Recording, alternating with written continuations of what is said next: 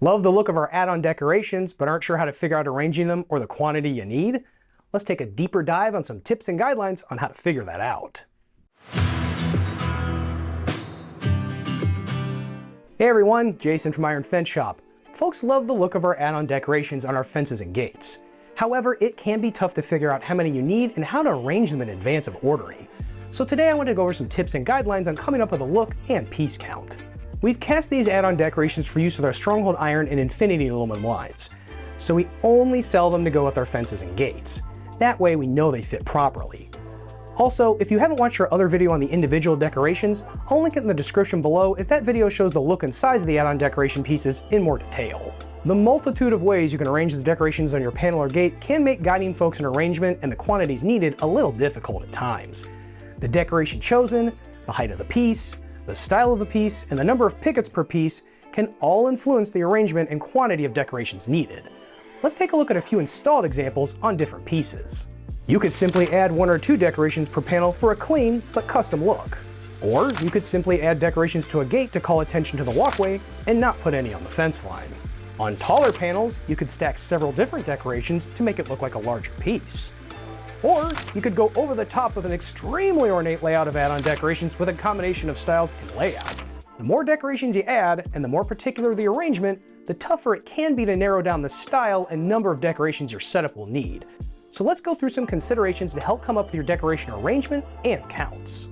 The first determining factor is which decoration style you want to go with and how it fits your fence panel or gate. The space between the horizontal rails, number of horizontal rails, the style of the panel, and your desired decoration will all have an impact. This 3-foot tall signature grade panel only has enough room for one of the taller decorations on it, so stacking decorations isn't an option, and too many decorations might look busy on a shorter panel like this one. However, if we jump to the 6-foot tall signature grade panel, we have ample room to space the decorations out in this large center space and even stack multiple decorations. This stacked line here is made up of a Cape Cod, Guardian, Cape Cod, and Butterfly. This 6-foot tall panel also has 2 upper rails where you can isolate the smaller butterfly and ring decorations more cleanly. This taller 6-foot panel has plenty of open space and allows for more configuration options than a shorter panel or one with something like puppy pickets on it already. Start off by narrowing down which fence and gates you want to use, along with which decorations. That is going to help guide what decorations may work best and possibly eliminate some options or guide some decisions.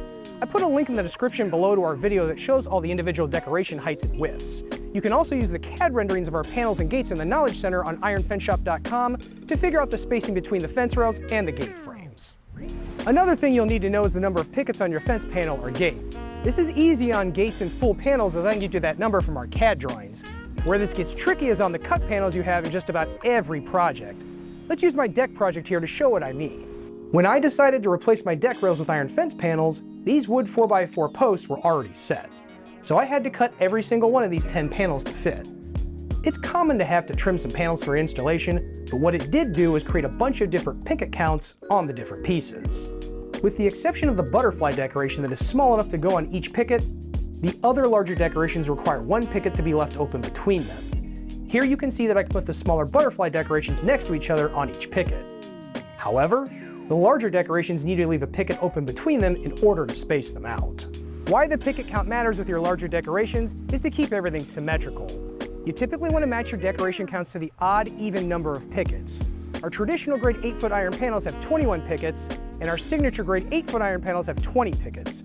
Picket counts on gates will vary by width. So if you have an odd number of pickets on your panel or gate, you typically want the number of decorations spaced across the piece in odd increments as well. Let's take a look at a couple examples. Here, I have an 8-foot panel in signature grade iron with 20 pickets. So if I go to the middle of the panel, there are 10 pickets to the right and 10 pickets to the left. I don't have a center picket on this panel to drop one decoration onto. If I do, the decoration is to one side of the piece, leaving it not symmetrical and off balance looking. With the decoration dropped here, we have 10 pickets on one side and 9 on the other side. Here, I have a cut signature grade iron panel with 13 pickets. Now that we have an odd number of pickets, I can drop a decoration on the center picket and still have the same count of 6 pickets to the right and left for a symmetrical and clean look. Chances are that your layout will be a mix of odd and even numbered picket pieces, so it may be necessary to adjust the number of decorations on the pieces as you go.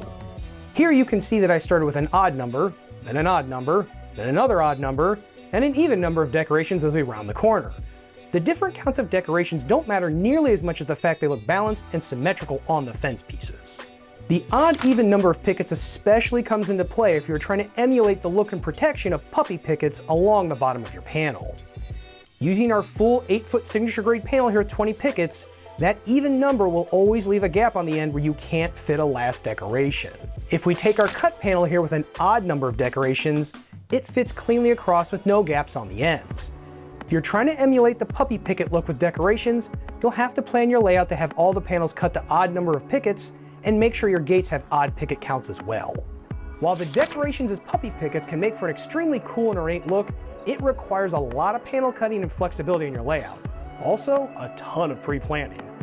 This project in the picture is from about 6 years ago, but I still recall the customer's decoration planning spreadsheet and over 2 months of quote revisions and work it took for us to achieve this look. It can be tough to come up with a fully accurate number of decorations before installing the fence and ordering. It's often not until you're installing the fence and cutting the panels that you know how many pieces will have an odd or even number of pickets. My suggestion is we work together to come up with a plan that should get you close to the proper number of decorations, but add some extras to be safe. You can always use the leftover pieces to possibly do a different stack look on your gates or certain panels that you want to stand out more. Hopefully this video has helped show you what goes into planning out the use of our add-on decorations on your iron fence or gates. Be sure to check us out here at ironfenceshop.com. If you wanted to see some more mounted decoration examples, check out this older video we did showing the add-on decorations. If you have any other questions, you can shoot us an email at sales@ironfenceshop.com or give us a call at 800-261-2729. We look forward to hearing from you.